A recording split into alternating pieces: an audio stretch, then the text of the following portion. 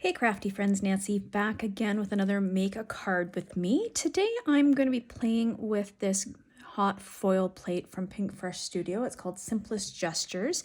I've actually already done the hot foiling off camera just to save some time, since I don't know if you know this, but it does take a little bit of time to do the hot foiling to get everything warmed up and then to do the transfer of the hot foil. I wasn't going to hop on this bandwagon. I really didn't think I'd use it enough, but I treated myself for my birthday, and while I don't use hot foiling a lot, I really do love how it ends up looking, so I'm kind of glad I bought it. I'm going to be playing along today with the challenge at Inspirational Challenges. It's challenge number 283 to use a stencil. So I did buy the entire suite of this Pink Fresh stamp and everything. I bought the stamp, I bought the stencil, the dies, and the hot foil plate. I started with the hot foil plate first, bought everything else afterwards. So we're going to start out with some stenciling here. There are 4 different stencils for this one. It is a layered stencil, which for people like me who don't like to color or aren't very good at coloring, it is a great way of getting color on your stamped or foiled images. I like to tape things down as best as I can to make sure things don't move while I'm stenciling. Normally I'd be a little concerned about these words here, but since I'm going to be cutting this out with the matching die, I'm not actually concerned, so I'm not going to tape that off. These stencils are numbered, so I'm starting with number 1, and as you can see, it's going to do some leaves, and so I'm going to come in with my green color. And I like to just kind of get rid of the extra ink, and I go in with a pretty light hand to start with. And I like to do a circular motion, and I like to do circles in both ways, especially when using a stencil. I just find I get better coverage that way. I'm going to try and get a little bit of extra color kind of at the base of these leaves. I don't know if I'm going to be too successful, but let's see, just add a little bit more depth to it since the leaves are just one layer of the stencil. And I think that looks like a pretty good amount of ink. I don't want a ton of ink on there, but I do want enough that you can definitely see it. And you can definitely see it. So then we're going to move on to layer number 2. And honestly, I find the hardest part of these stencils is getting everything lined up. And that's just because I maybe don't do it enough, so I don't have any good tricks for it. So that looks pretty close to me there. So get our tape down again. And I've got 2 different shades of kind of aquamarine ink here. So I'm going to use the lighter one first. And once again, I just come in, get some ink, and get the excess off. And I'm going to go once again pretty lightly with my ink. I kind of messed up that flower a little bit. I should have come in from the edge, not right onto the flower like I did. I kind of missed, and so things are a little bit heavier there than I had hoped for. So I'll just kind of even everything else up. And then we can remove this stencil. And we're going to take stencil number 3, which is going to do some insides of stamps as well as, or insides of the flowers, as well as that one big flower down at the bottom. And I'm going to pull in the darker of the 2 inks, kind of this one's more blue, this one's got a little bit more green to it. And again, a light hand.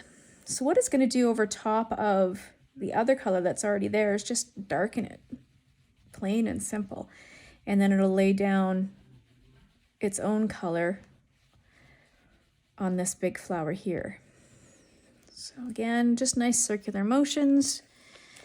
And then bring that up. Now we got 1 more stencil left. And I'm going to use the same color of ink for this one, because what it's going to do is darken up those spots even more. Like these 2 are already kind of dark because they were done with the last stencil as well, but they're going to get even more dark now with this one. But again, just a light hand. I go a little bit harder on the ones where I'm darkening up previous stuff and a little bit lighter where I'm laying down new ink. And whoops, that's not my lid. This is my lid. And that is that. Let's have a look. That looks pretty good. So I will admit I was filming a video earlier and I messed it up, so I had to start over. So I do already have one of these cut out. What I would do for cutting it out is just line this up as best as I can and tape it down, run it through my Big Shot, and we end up with this piece. So the one thing I like about dies, I do have a Brother Scan and Cut as well. And the Brother Scan and Cut, I have not figured out a way to cut these areas here. Let me just grab something I can actually point with. So the insides of these pieces, it's great for cutting around, but I don't know how to get these pieces cut out. And sometimes that just is the extra little bit you need to make these die cuts look amazing. So the next thing I think I want to do is I'm keeping it pretty clean and simple, but I want to create a frame layer for this. And I don't know about you, but I don't have frame dies. I didn't go out and buy frame dies. So I make my own. And I take a 1/4 panel of cardstock. And depending on how wide I want the frame to be, I take 2 different sizes of the same shape. In this case, we're doing a rectangle. And in this instance, I'm doing 2 different, like one that's 2 apart. So this is the larger one here, and I'm gonna tape it down to my paper. And then I skipped the next size down in this set and came with this next one. And I'm going to tape it. Try and get it as centered as I can. It's not gonna be perfect. And tape that down. And then I would run this through my die cutting machine. And I end up with this. It's just a frame. It's not, like I said, it's not perfect. Might be a little wider in some spots than others, like it looks a little thinner here than it should be, but it's not going to be completely seen, so I don't think it really matters in the end. So let's see what we can do to put this card together. I'm going to grab my Score Buddy out, rub my finger along that 5.5 inch mark just to transfer some oils from my finger. Flip it over as always and fold it and burnish those edges. Now, this is my thinking on this card. Center that with this, and I think maybe some foam adhesive in here. And then I've also foiled and cut out a little sentiment as well. So let's finish putting this together. Where do you think we should put? Should we put the foam adhesive on the... Yeah, let's do that. We're going to put foam adhesive on the frame. And for that, I love these strips from scrapbook.com. And they are just, they're perfect. They're just like the perfect size. If you're making shaker cards or anything like that, they are excellent for that as well. So I kind of measure whereabouts I want to cut. And then add that to my frame. We'll do the other edge as well.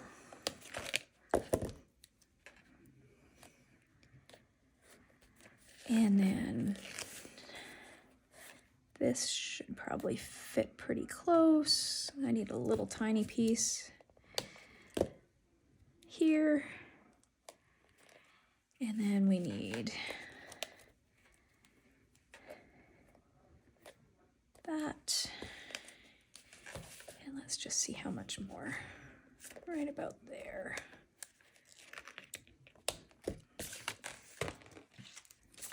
All right. When using double-sided adhesive that actually has a backing like this, I like to really push it down well first. I just find it helps when I'm going to take off the backer. I always use tweezers because I find it more difficult to do with my fake nails. And that piece, it had already come off. So let's just take our card front here. Now the only thing with the frame is it is a little easy to get it to go down wonky. So you want to because it can move a little bit, like you can, I think you'd call it racking if it was like made out of wood. So you want to be relatively sure in your placement. What I could have done if I wanted to, or if I'd thought about it, is put some glue along the back of that foam adhesive. It would have then let me have a little bit of wiggle room. Let's see.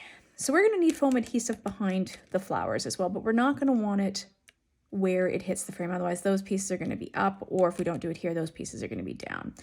So I like to use the same foam adhesive, same brand, whenever I'm doing something. Just I find it is that way I know it's the same height as everything else. So I'm just going to put some strips in different spots in this background. It doesn't have to be pretty, it doesn't have to be perfect. Let's just see where else I'm going to need it. Behind, a little bit behind these leaves.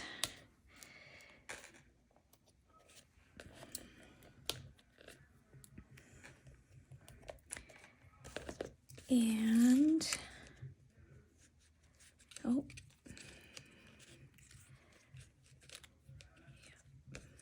a little bit behind that leaf.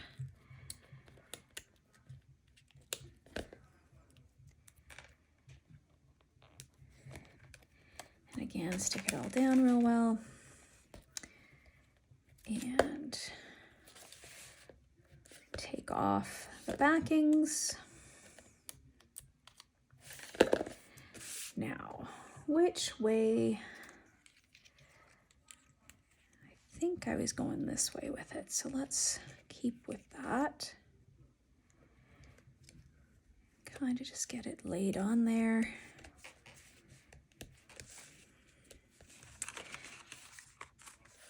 I like these colors together. To me, it's looking very fresh and bright, and I really like it actually. And then I think for our sentiment, I'm gonna use a bit of glue for that, just because then it won't be sticky anywhere that I've got adhesive. Also, it's just such a small piece. My glue, my double-sided tape just isn't quite as good at small spots. And we'll just place that down like that. And there we have a quick and easy card with some shimmers, some ink blending, using a stencil. And I really like how that white frame just gives everything a little bit more interest. Thanks for coming and playing with me today, guys. Enjoy the rest of the day.